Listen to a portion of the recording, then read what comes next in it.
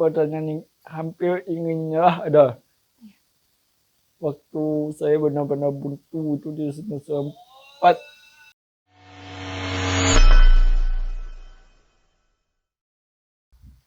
Assalamualaikum warahmatullahi wabarakatuh. Kembali lagi di podcast Deka TV, TV Masa Depan, Dakwah dan Komunikasi. Kali ini bersama aku Areta yang akan menemani Sobat Deka TV hingga beberapa menit ke depan. Dan kali ini kita kedatangan narasumber yang sangat luar biasa dan kita juga bisa memanggilnya dengan motivator. Karena beliau ini baru saja menyandang sarjana humaniora. Banyak pelajaran bisa kita ambil dari kisah cerita hidup beliau. Dan langsung aja kita sambut Bang Syukri Hidayat. Halo Bang Syukri, selamat siang. Ya, siang. Gimana kabarnya nih Bang? Alhamdulillah. Dalam keadaan sehat walafiat. Alhamdulillah. Berarti kemarin baru aja wisuda ya Bang? Alhamdulillah, dengan berkat taufik Allah SWT saya bisa menyelesaikan sampai tahap ini. Alhamdulillah. Apa sih Bang kesibukannya setelah menyandang sarjana humaniora ini? Setelah dalam waktu dekat akan mencoba mendaftar ke pasca sarjana di Universitas Islam Negeri Muhammadiyah Palung di jurusan tafsir insyaallah. Dan untuk sementara waktu membuka pendaftaran, insyaallah kembali dulu ke pondok ngajar. Oh, berarti habis ini mau balik ke pondok lagi ya untuk pengabdian ya Bang? Ngajar dulu sementara. Oke. Berarti Abang kan sarjana humaniora nih. Ya. Berarti sebelumnya ambil jurusan BSA. Ya. Bahasa, Sastra, dan Arab. Bahasa dan sastra. Oh, bahasa dan sastra Arab. Itu apa sih Bang motivasinya? Kayak sampai Abang tuh ada gak sih kisah di balik itu sampai Abang ambil jurusan tersebut? Itu karena yang pertama itu saya ingin apa yang sudah saya peroleh di pondok selama 6 tahun itu terpakai lagi. Berarti Abang lulusan pondok ya? Ya, 6 tahun. 6 tahun lulusan pondok. Kalau sampai sekarang nih, Abang kan di kampus 3 nih ya, berarti ya, BSA. Nah, keseharian Abang itu kosnya di mana? Katanya yang saya tahu dan ada ini, katanya kosnya dari Lubuk Lintah ya? Iya. Kalau sampai ke BSA itu berarti setiap harinya tuh kan sibuk banget tuh Bang. Iya. Nah, gimana sih cara Abang untuk tetap bisa memanajemen waktu gitu kan? Kosnya kan jauh nih. Ya. Sampai ke kampus juga jauh ya. Ya. Dan yang saya tahu juga Abang tuh aktivis ya Bang di kampus. Ya, banyak ikut sedikit, lomba gitu. Sedikit. Yang untuk manajemen waktu sendiri ya itu sebenarnya kalau dihitung-hitung waktu saya itu banyak yang luang. Misalnya dari pagi saya ke kuliah. Iya. Pagi itu kuliah sampai nanti pulangnya siang atau sore. Di sela-sela itu saya masih sempat untuk melanjutkan hobi atau kegiatan mandiri, kegiatan rutin kayak baca Quran, baca buku, atau kadang-kadang juga bikin vlog mini YouTube gitu. Iya. Di sela-sela kesibukan kuliah dan mengikuti event-event atau ajang-ajang yang diadakan dari berbagai lembaga seperti dari kampus kita sendiri atau dari kota, atau dapat info dari teman ada event diisi. Berarti memang Abang ikut lomba di berbagai tempat ya Bang, nggak cuma di kampus aja. Ya. Mohon maaf Bang, ini mungkin sedikit sensitif ya. Reta mau tanya. Ya. Motivasi Abang dengan apa yang Abang rasakan sekarang untuk tetap bisa bertahan sampai titik ini tuh apa sih Bang? Motivasinya gitu. Yang pertama tentu saja dorongan dari orang tua. Iya. Orang tua yang selalu mengarahkan dan mensupport setiap apa yang saya kerjakan. Mereka itu selalu memberikan dorongan. Semisal saya mengikuti berbagai event itu alhamdulillah fasilitator utamanya itu mereka. Orang tua selalu support terus. Orang tua selalu support, keluarga yang alhamdulillah mendukung. Sampai saya selesai di tahap ini dengan penuh perjuangan itu alhamdulillah selesai. Iya bener banget, dengan penuh perjuangan 3,5 tahun ya bang. 3,5 tahun. 3,5 tahun. Ini bisa kita jadikan pelajaran ya teman-teman. Jadi abang ini perjalanannya cukup jauh, aktivis juga, dan abang ini bisa lulus dengan predikat cum laude ya bang, 3,5 tahun. Itu keren banget. Sampai di titik ini pernah ada perasaan pengen nyerah nggak sih bang? Kayak dalam artian kayak pernah gak kayak capek gitu, pengen nyerah gitu? Apa sih yang bikin abang tuh tetap bertahan gitu, tetap mau gitu untuk kuliah? Yang pertama dorongan dari orang tua atau keluarga. Perasaan tadi pertanyaan ini hampir ingin nyerah ada. Waktu saya benar-benar buntu itu di semester 4. Tepatnya di semester 4. Ya. Saya benar-benar buntu. Dan saya hampir menyerah. Tapi alhamdulillah di semester 5 Allah bukakan jalan. Alhamdulillah. Saya udah menulis awal langkah untuk skripsi itu. Tugas metode penelitian gitu kan. Dan pada akhirnya di semester 6 saya udah, sebelum KKN itu saya udah rampung, nggak ada lagi mikir-mikir untuk nulis proposal ini. Itunya saya ngambil mikir lagi. Sedikit cerita, saya termotivasi juga dari pengalaman saya udah dari pondok itu. Saya udah ikut berbagai event itu di pondok itu. Event kitab, event tahfiz, dan berbagai event pidato bahasa Arab.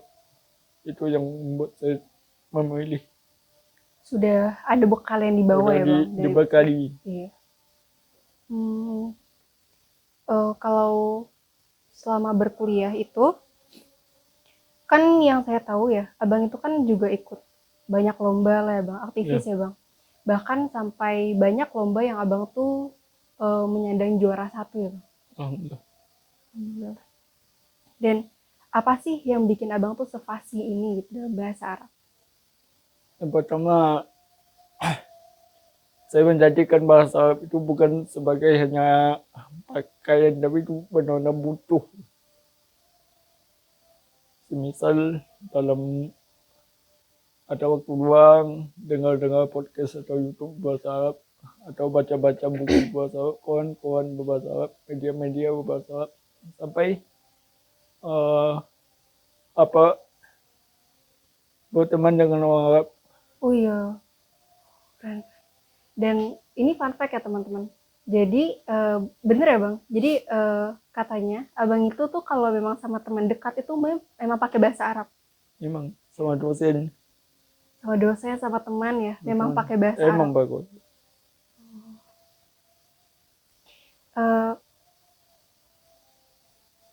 Dari sekian banyak pengalaman abang dari ya beberapa tahun ini lah ya bang, selama perkuliahan, apa sih pengalaman yang menurut abang tuh paling berharga? Pengalaman yang paling berharga, waduhnya gak banget jawabnya. Ya. Karena bagaimana setiap event itu kan berharga. Itu tepatnya ketika saya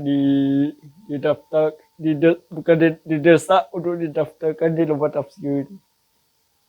Didesak, didaftar, gimana bang? Didesak untuk didaftarkan di lomba tafsir yang udah dikirim sertifikatnya itu. Itu berharga banget ya. Itu berharga banget, dan tanpa persiapan hafalan lagi hancur-hancurnya. Tapi abang bisa melewatinya. Insyaallah. Berarti sudah sejauh itu ya bang? Atau sudah sejauh mana sih bahasa Arab ini membawa abang sampai? Alhamdulillah,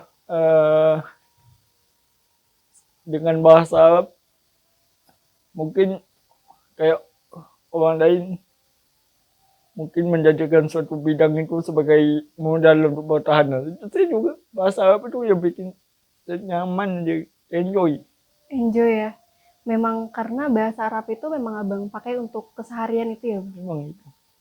Di kelas tuh di kelas memang pakai bahasa Arab atau memang dari rumah dari kecil gitu udah pakai bahasa Arab? Sejak dari pondok. Dari pondok aja. Pondok. Dari pondok udah terbiasa dengan beda-beda buku-buku berbahasa Arab, Iya. teks-teks berbahasa Arab. Jadi kalau sekiranya di jurusan yang sekarang nyambung lah, Nyambung ya, iya. Jadi memang pembekalan dari pesantren itu terpakai banget ya, Bang? sangat sangat Sangat sangat terpakai. lebih dari terpakai, malah terbantu banget. Terbantu banget ya, Bang. Siapa sih, Bang, sosok yang paling berperan di perjalanan Abang ini? Kan orang tua gitu ya. Orang tua. Di sebalik itu ada salah satu guru di pondok namanya Ustaz Nur Hayati, Hafizahullah Ta'ala. Beliau itu hampir tidak pernah satupun catatan dari beliau yang saya lewatkan. Tidak pernah satupun calon Catatan beliau yang dilewatkan. Abang lewatkan ya. Malahan buku catatan dari beliau masih ada sampai sekarang. Memang Abang keep banget ya, Bang.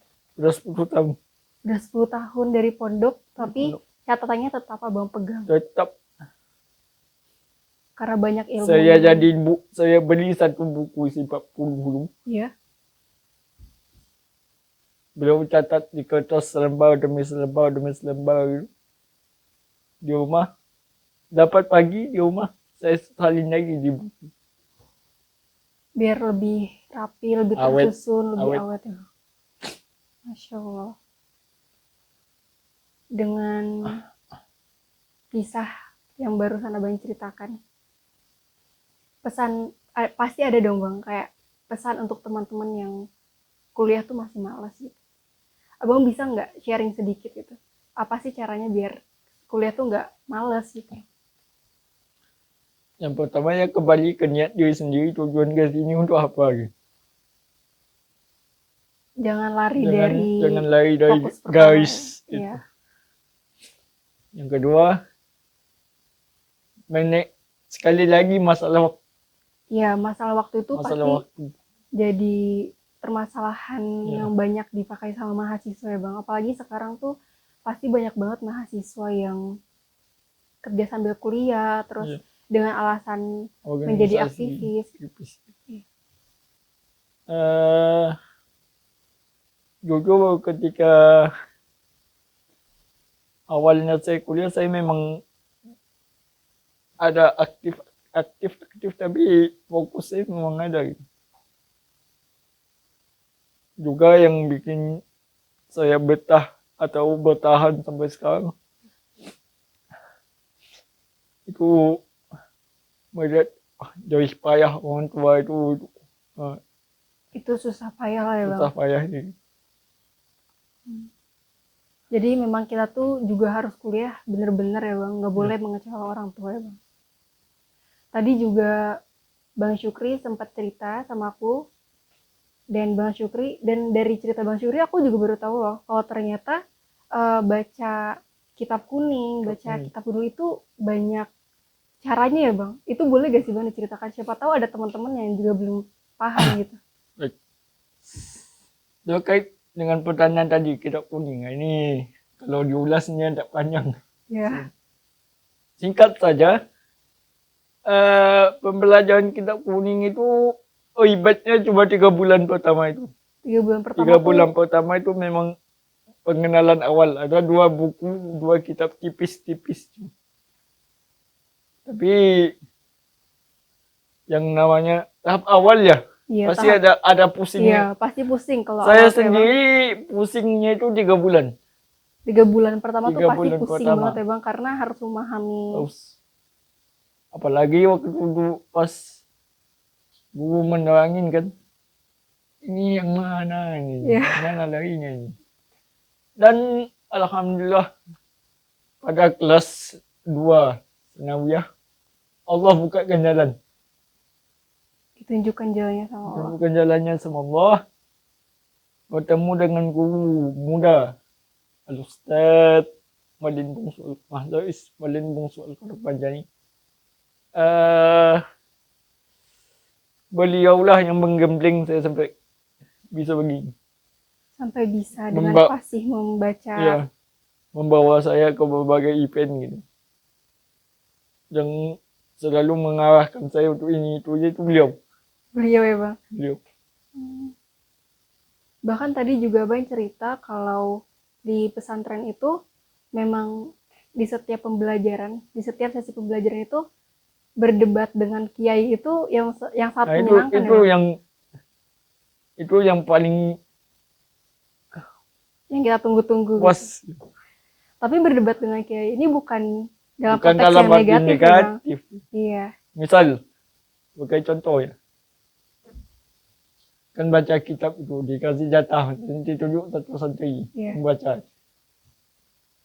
Nanti udah baca. Nanti ditanya, ini kenapa dibaca begini? Iya. Nah, di situ nanti letak serunya itu. Nanti kita debatkan seperti apa, Ini- hukumnya apa, Ya, penjelasannya ini apa apa ya Bang. kedudukannya, ini apa fungsinya, ini apa bentuknya itu. Berarti banyak banget lah ya Bang ilmunya itu. Banyak. Tapi yang perlu yang awal cuma dua. Apa tuh Bang? Ilmu nahwu, ilmu sharaf. Itu perlu sekali. Berarti ilmu apa Bang? Nahwu, Ilmu nahwu sharaf, dan ilmu sawaf sharaf. itu memang menjadi awalan untuk Bisa baca membaca buku. kitab kuning. Kalau sekiranya nggak ada dua ilmu itu nggak bakalan kebaca. Tidak akan ya Bang. Memang karena apa ya? Awalan untuk baca kitab itu, langkah awalnya memang harus punya ilmu tadi itu ya Bang. Yang dua itu. Yang dua itu. Memang harus. Jadi sebelumnya malah saya pikir kalau baca kitab kuning itu kayak baca kitab biasa tapi memang kita ini analisis sendiri gitu loh Bang ininya. Ternyata enggak ya. Pas saya selesai di pondok, saya mau masuk ke sini, malah catatan-catatan lama itu saya kumpulin lagi, Dipelajarin lagi. dipelajarin lagi, diolah lagi. Biar pas masuk. Nggak plong-plong. Iya. Karena Bang sudah banyak pembekalan yang Bang bawa dari pesantren Iya. tadi itu kan. Terakhir deh Bang. Sekali lagi. Pesan untuk teman-teman yang masih malas untuk datang ke kampus dengan alasan ya capek, masih banyak jatah nih, mau tiduran aja gitu. Yang pertama, ingat sekali lagi dan sekali lagi ya. Diingatkan sekali lagi ya Bang. Ya. Tujuan kita awal datang ke Padang ini untuk apa? Ya? Yang kedua, ingat orang tua. Ingat orang tua. Karena dengan bantuan orang tua, dengan jerih payah mereka, kita bisa sampai di sini. Pasti itu Bang. Yang ketiga, usahakan kita sudah umur sudah segini, bisa memanage waktu setidaknya. Iya. Umur sudah segini, seharusnya kita bisa memberikan yang lebih lagi kepada orang tua ya Bang. Oke. Sangat banyak pelajaran yang kita bisa ambil dari Bang Syukri ini ya teman-teman. Bang Syukri ini juga sangat memotivasi Reta sendiri Bang. Karena akan banyak kisah-kisah yang tadi Abang ceritakan tadi yang Reta ambil, yang akan Reta aplikasikan di kehidupan sehari-hari Reta, dan pasti juga teman-teman itu relate kan dengan cerita Bang Syukri ini. Pasti akan banyak banget cerita yang akan teman-teman ambil, yang akan teman-teman lakukan gitu. Ada lagi nggak Bang? Kira-kira untuk pesan untuk orang tua mungkin? Untuk orang tua, terutama untuk ibu, saya ucapkan terima kasih banyak. Terima kasih banyak, terima kasih banyak, dan terima kasih banyak. Ibu, ayah, nenek, almarhum kakek, guru-guru saya, teman-teman saya, yang sampai sekarang masih mensupport dan mengantarkan saya sampai titik ini. Jujur, Tanpa kalian saya bukan apa-apa.